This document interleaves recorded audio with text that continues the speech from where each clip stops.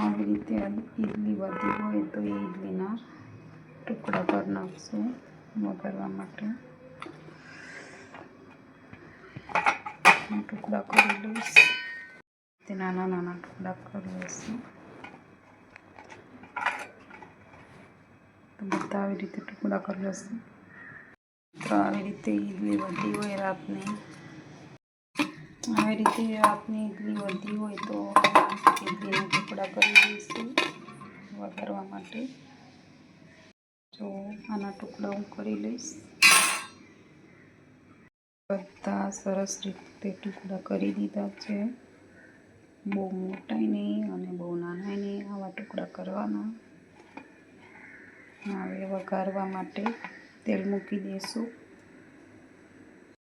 છોકરાઓ સ્કૂલે લઈ જવાના છે એટલા માટે નાસ્તામાં વઘારેલી ઈડલી. વઘાર આવી ગયો છે, હવે રાઈ નાખી દઈશું. તો હવે રાઈ નાખી દઈશું.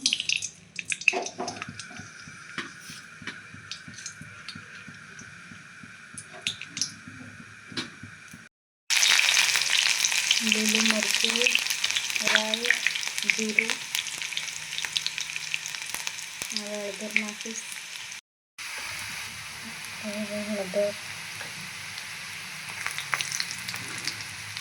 તેલમાં નાખીએ તો સરસ રીતે મિક્સ થઈ જાય. અને નમક તો નાખેલું જ હોય એટલે ઓછું જ નાખવાનું. હવે નાખી દઈશું ઈડલી. તો હવે ઈડલી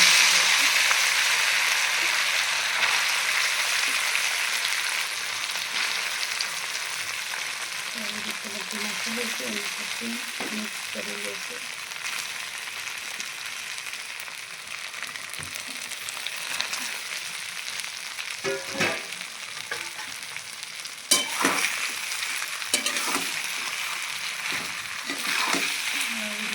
સરસ કરી લઈશું.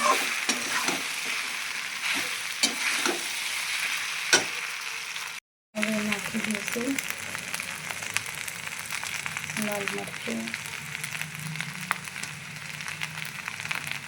તમારથી તીખાશ રાખશે પ્રમાણ નાખવાનું. જીરું, ધાણા જીરું એના પછી મિક્સ કરી દઈશું.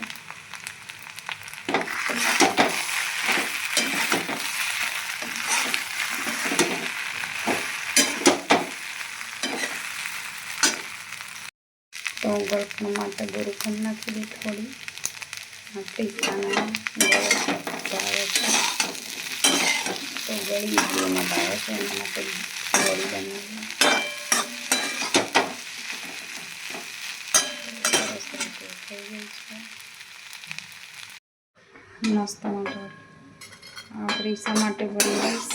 આ ગળા છે તો છોકરાઓને સ્કૂલમાં નાસ્તા માટે આપવાના છે. તો ફટાફટ ઈડલી પડી હતી તો વઘારી લીધી. વઘારીને આવી રીતે નાસ્તાના ડબ્બામાં ભરી લીધા. જૈનિશ માટે તીખા અલગ કાઢ્યા હતા. જૈનિશ માટે એને ગળા નથી ભાવતા તો હું આ જૈનિશમાં ભરી દઈશ નાસ્તામાં. તો એને તો બહુ નાસ્તો નથી લેવો એટલે એને માપનો ભરી દઈશ. તો બેના નાસ્તા ભરી દીધા છે. તો બસ તમને ઈડલીનો વિડીયો કેવો લાગ્યો એ પણ કોમેન્ટમાં જણાવજો.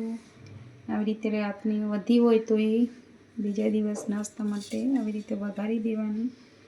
એ તમને વિડીયો ગમે તો લાઈક, શેર, સબસ્ક્રાઈબ કરજો અને કોમેન્ટમાં જણાવજો કે ઈડલીનો વઘાર કેવી રીતે કર્યો મેં. તો અહીંયા વિડીયો પૂરો થાય છે. નાસ્તાનું પેક કરી દઈશું. વિડીયો ગમે તો લાઈક, શેર, સબસ્ક્રાઈબ કરજો અને અહીંયા વિડીયો પૂરો થાય છે. બાય. બતાવ કટિંગ કરું અહીંયા.